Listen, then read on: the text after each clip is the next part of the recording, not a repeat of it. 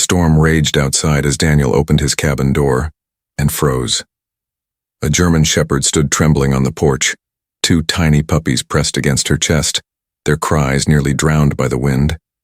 He let them inside, believing he was saving them. But what happened next, no one could have imagined.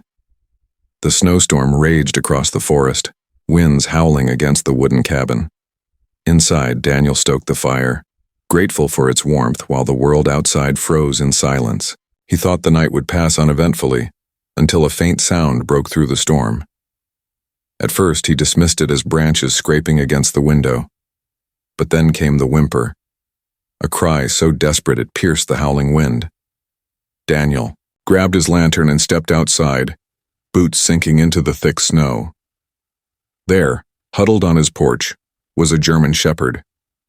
Her body shook violently from the cold, and pressed against her belly were two tiny puppies, eyes half closed, clinging to their mother for life. Daniel's breath clouded in the frozen air as he crouched low, studying the dogs.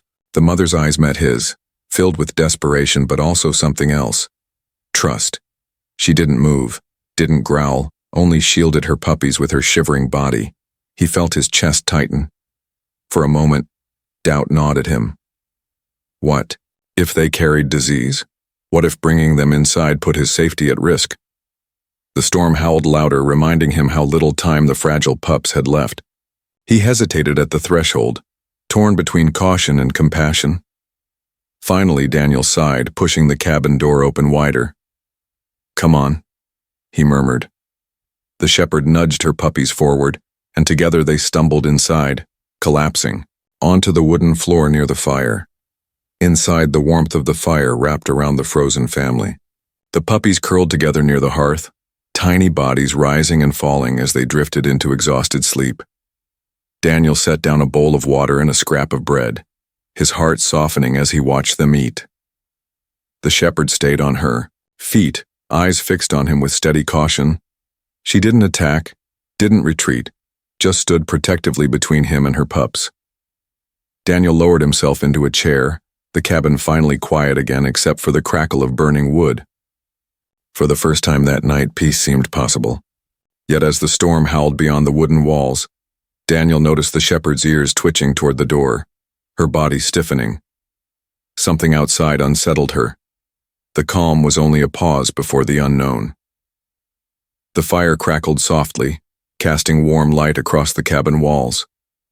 Daniel leaned back in his chair, beginning to relax. But the German shepherd's body was rigid, her ears pointed sharply toward the door. A low, rumbling growl vibrated in her chest. Daniel straightened instantly. Outside, beyond the storm, faint crunches of snow echoed. Footsteps. At first he thought it was the wind or perhaps branches falling, but then another sound followed, a deliberate, heavy thud. The shepherd stepped forward, planting herself between the door and her sleeping pups, teeth bared in warning. Daniel's pulse quickened. He grabbed the lantern and peered through the frosted window. In the shifting shadows of the snow-laden forest, he saw movement. Something or someone was out there. The shepherd barked sharply, breaking the silence. The storm was no longer the only threat pressing against his cabin walls. The German shepherd barked again, louder this time, her body pressed firmly against the door. Daniel felt the cabin walls vibrate with each growl. Then came the sound that froze him in place, the unmistakable crunch of boots drawing closer through the snow. Someone was out there, moving toward them. He gripped the doorknob, but before he could act, a heavy pound rattled the wood. The puppies woke, whimpering, curling deeper into the blankets. "Open up!" a harsh voice shouted, muffled by the storm. Daniel's blood ran cold. Whoever these men were, they weren't lost travelers, they were hunting the shepherd. The dog lunged at the door, snarling with unrelenting fury. Daniel's heart raced as realization hit.